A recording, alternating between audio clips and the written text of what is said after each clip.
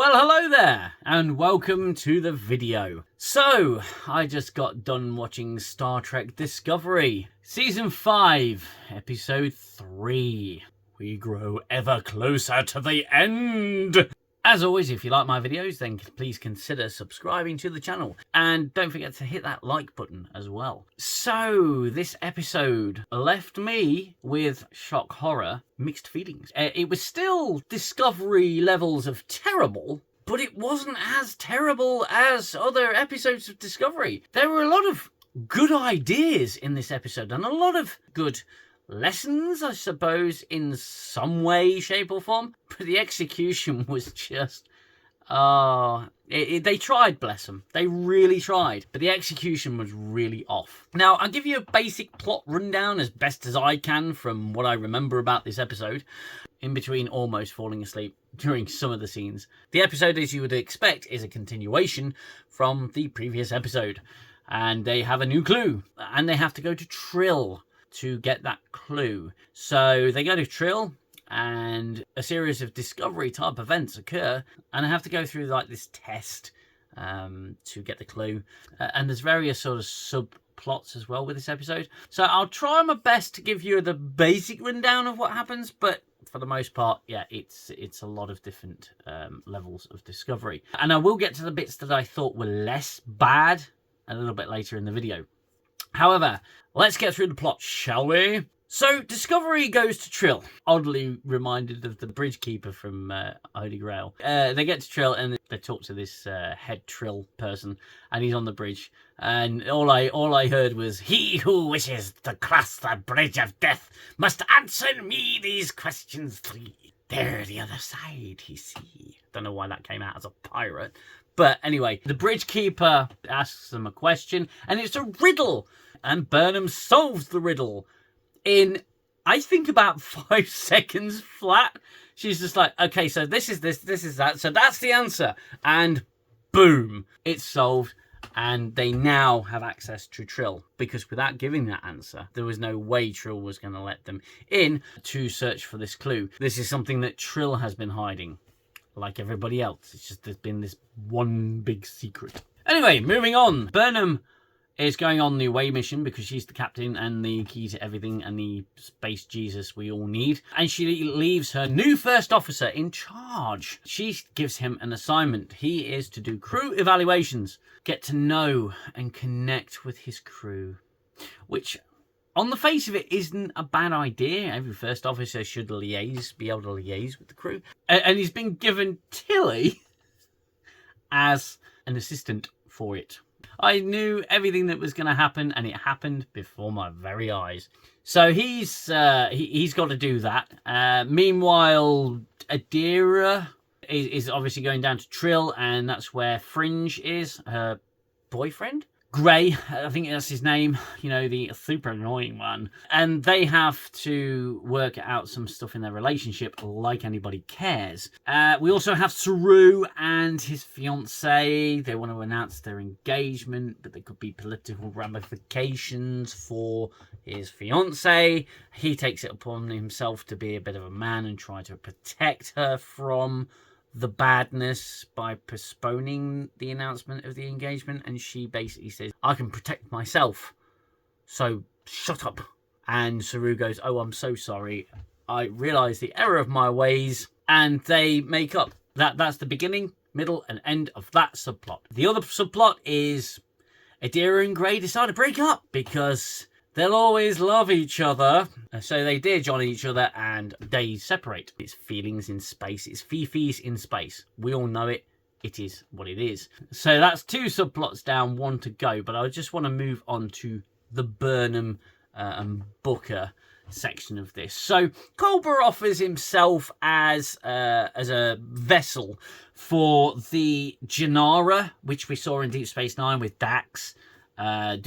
Speaking to the various personalities. So this Trill symbiont that has been alive for 800 years, which, according to Discovery, is not unheard of. It's rare, but it's not unheard of. They need Culber to be the vessel. Culber's the vessel. They perform the ritual, and this dude from 800 years ago, who was the the holder of the clue, takes them on a journey. It's like Enterprise with the Forge, except not as good. On their journey, they come across these really big, pissed off space bugs that can camouflage themselves. Of course, typical Discovery style, they're protecting a nest. The guy who's inhabiting Culber treats it as a lesson, or that was his intention from the beginning, to prove that they are the bestest ever and just the nicest people in the galaxy, and they have good intentions. Then he will release the clue. So yeah, that's pretty much what happens. They get their hands on the clue, and they need to go to the next clue, which I'll get to a little bit later. Now, this other subplot that I've left till last is the best. Now, I like the character of Burnham's new first officer. I like this character a little bit. He's got serious Jellicoe vibes, but he's like discount Jellicoe. Jellicoe was pretty much unwavering as a character, and I really liked Jellicoe. I didn't like him at the beginning because he was this very abrasive individual, and he was such a counterpoint to the Next Generation crew and Picard's style of command and everything. He was so vastly different that I didn't like him when I first saw him. But the more Jellicoe I saw, the more I saw his point. Is it Rayner? I think Commander Rayner. He's obviously been demoted. He's doing crew evaluations. He has the structure of giving each person 20 words or less to describe something about themselves that's not in their official file, which is a really efficient way to get them to know someone, which it is referenced later in the episode. It's a really good thing to do. It's a really logical way of getting to know someone. It's analytical, and it's what you need to be a good commander. Now, you do have a certain personal element when you're approaching things like commanding people or managing people or being a leader. You do need that personal element, but Star Trek has told us it so many times, and it's so true, that you cannot get overly personal with people under your command. It makes everything harder, and this is, I think, the counterpoint that Discover is trying to make, which is just ridiculous because it doesn't make any bloody sense. He's got to connect with his crew. So some of the episode is him getting to know various crew members. Now, the uncanny thing is we actually get some names. We get some names of people that we've never seen before or have just been in the background. We actually get to put some names to these people's faces. About 20 minutes later, I was thinking, right, what were their names? And I could not remember who these people were. Now, all the women are just badasses in some way, shape or form. There's one who's got a real stick up her ass and is proper, like, I am the best Tongo player in the world. You've got the Saurian. Is this Saurian? There's Discovery's version of a Saurian who he interviews as well. Jet Reno. Reno's in the episode. Yay. I'm not a fan of Reno. Sometimes she has a certain charm, but most of the time, nah, not really. That's not even the most interesting thing about these evaluations. Tilly starts to get pissed off with him. At one point in the episode, she asks to speak freely and says, oh, you're not going to get to know the crew unless you connect with them on a personal level and become their best friends ever. I can tell he's just putting up with her. But... fucking Jesus. At one point in the episode, she genuinely says, because she's getting so pissed off with just how impatient and zero fucks this guy is, that she says to him, since you aren't giving me permission to speak freely, I'm just gonna take it. And at that point, I nearly fell off my chair. I'm thinking, here we go. Here's some classic Discovery right here. So she's just spoken to her superior officer, a new superior officer, with utter disrespect and contempt for the way in which he's carrying out these evaluations. And instead of going, you fucking what? What the hell are you talking about? You are out of line. She's just Tilly being fucking Tilly at this point. I was thinking, oh, I know where this is going. He's going to see the error of his ways and want to connect with his crew on a personal level. And there it was at the end of the episode. He was in the wrong.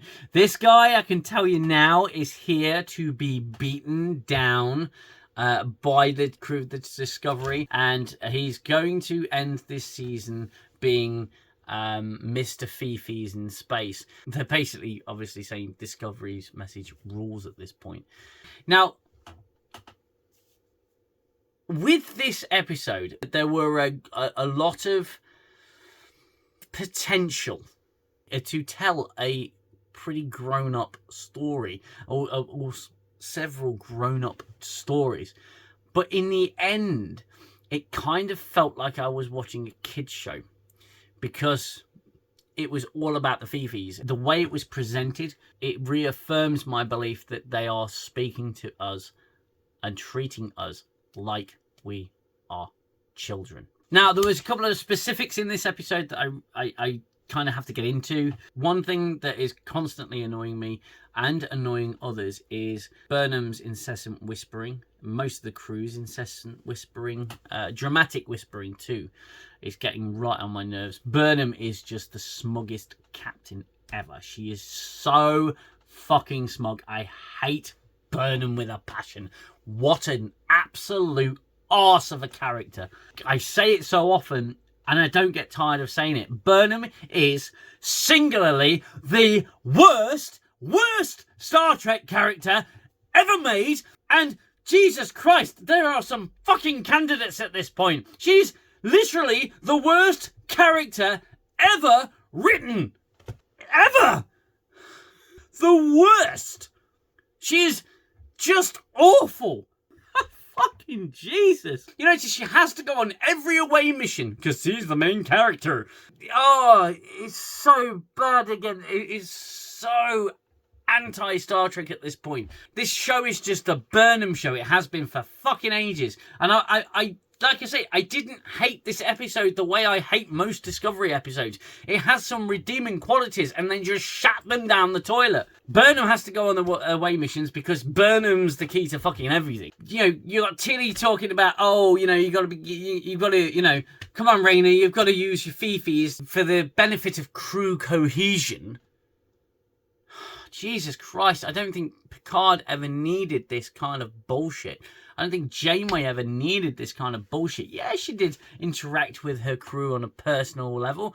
They were in a very different set of circumstances, and so did Sisko. He interacted with them on a personal level. But they always knew who the captain was. They always knew who the boss was. And the commanding officers and the leaders of these ships, you know, always knew when to put their foot down. But in Discovery, they've got this kind of weird twisted... There's no structure to it at all. It's the children teaching the adults all the fucking time, and it drives me up the fucking wall. Don't get me wrong, adults still need to learn. But Jesus Christ, I feel like I'm watching an episode of Sesame Street in space. It's atrociously bad. There were a couple of references in this episode to previous Star Trek circumstances, like the Dominion War was referenced at one point. The consciousness that possessed Culber, basically they stopped all research because the Dominion War was raging or something. It was pretty bad explanation. The episode does introduce some stakes, or reaffirm what the stakes are. You get Stamets, he's explaining to Discount Jellicoe about the ramifications of the technology that the progenitors had. It's kind of like Genesis on steroids. The progenitor technology can ultimately reanimate the dead, or could be used to reanimate the dead. It can be used to design life forms. So it's like, well, thanks for putting 2 and 2 together, because I would never have fucking got there. Thanks, Stamets, you're amazing. The episode ends with a clue, the location of the next clue. And I'm not exactly sure the writers were listening when this species was mentioned, and I know one person in particular who's going to go fucking nuts when he hears the way Burnham says it. The Zengethi.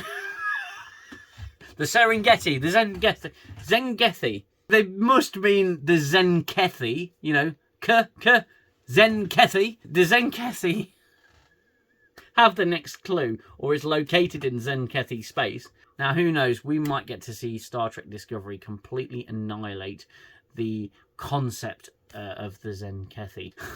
Jesus Christ. And once again, it's just going to be a Discovery type reveal, which, to be honest with you, you can just count as non-canon. Now, a lot of people are going to say, oh, I'll have you know Discovery is canon, thank you very much. For a lot of us, it's not. This episode had some real potential. It really did, and I was beginning to sort of think, wow, okay, they are dealing with some Star Trek ideas, but it's just executed poorly and so basically that you kind of feel insulted by the end of the episode. Now, there's a bunch of stuff that I have skated over. That's going to be a discussion for tomorrow evening's stream. If you are able, then please join us live for an evening in 10 forward, the third installment of my live stream show tomorrow night, Friday night at 10 o'clock.